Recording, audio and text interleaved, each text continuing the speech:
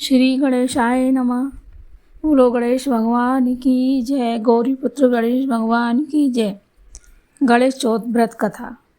यह गणेश चौथ भादो सुदी चौथ को आती है। बच्चों को गणेश जी की और डंडू की पूजा करके बेसन के लड्डू का भोग लगाना चाहिए।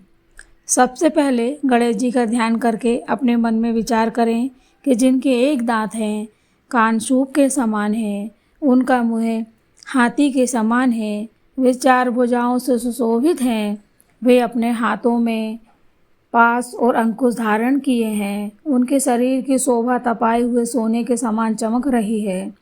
इस प्रकार ध्यान कर 5 लड्डुओं का भोग लगावें और आरती उतारें। फिर आचमन करावें और नमस्कार करें। इस प्रकार पूजा करने से गणेश जी प्रसन्न होते हैं। पूजा के बाद आचार और ब्राह्मणों को दक्षिणा देवें। इस प्रकार 5 वर्ष तक पूजा करने से पूजा करने वाले इस लोक और परलोक में अच्छे भोगों को भोगते हैं, अच्छी सद्गति प्राप्त करते हैं। इस दिन चंद्रमा के दर्शन नहीं करने चाहिए। जो दर्शन कर लेता है उसे झूठ बोलने का पाप लग जाता है। अगर चंद्रमा दिख भी जाए तो सत्राजित की कथा सुनकर अथवा इस मंत्र को सुनकर या पढ़कर दोष की शांति करें।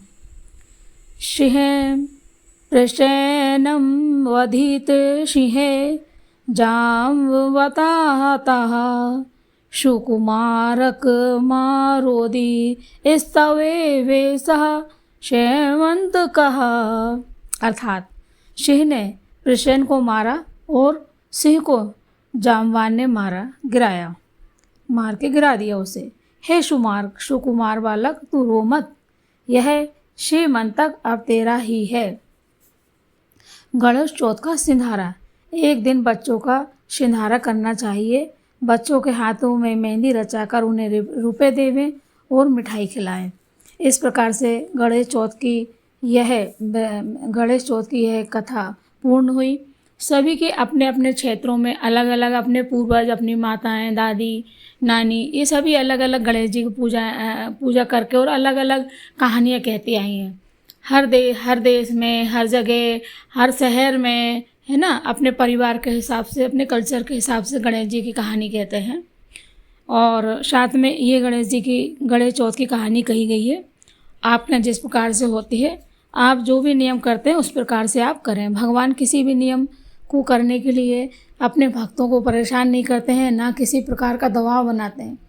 आपसे जिस प्रकार से भी भक्ति हो जाती है या आप नाम भी लेते हैं तो भगवान उससे प्रसन्न होते हैं। कोई भी भगवान अपने भक्त को परेशान करके कभी खुश नहीं होता है, बल्कि भगवान को भी परेशानी होती है कि उसका